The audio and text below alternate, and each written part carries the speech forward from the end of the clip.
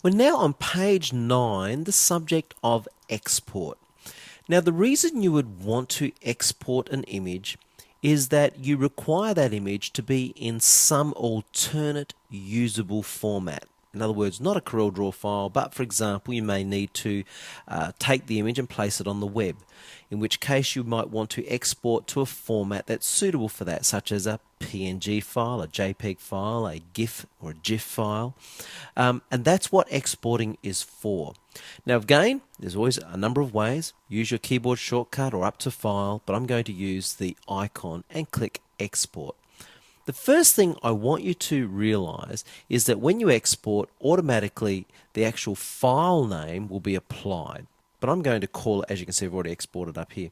I'm going to call this test cogs. Okay, so that's the first thing.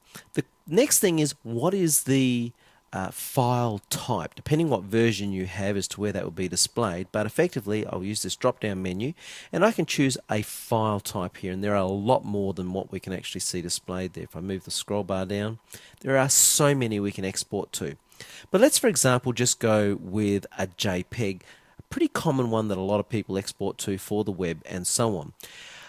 Name your file, choose your file type and click export. Now, of course, it already exists, so it's asking me, do I want to overwrite? So I'll say yes. But here's what I want you to see. Now, in X5, we have a brand new export dialog boxes, depending what format you're exporting to. I'm not going to spend a lot of time talking through all of your settings, etc. We will do that further on in some other training. But what I want you to see right now is that the entire page is being exported. And that's not what I wanted. I simply want to export the image. So I'm going to cancel that. What I need to do is select the image first, or I can click and drag and draw a marquee around my image and then choose export. Now we didn't see this before, select only.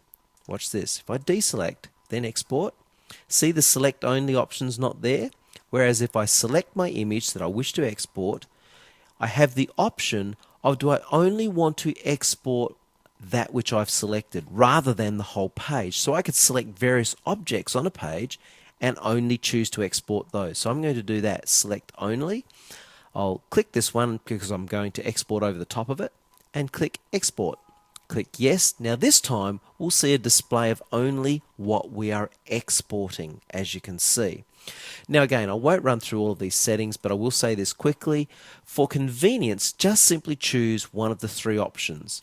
And if, for example, you choose medium quality, you'll be able to see the file size 81.3K and a display of the result. If I go with high quality, for example, you'll be able to see that it's 123K, and again, this is what it would look like. So simply click OK and you have exported your image. Now remember, there are many different file types to choose from, and of course you will know the file type for your industry. A typical one, for example, is a PLT file or a HPGL file for sign cutters to use with a plotter.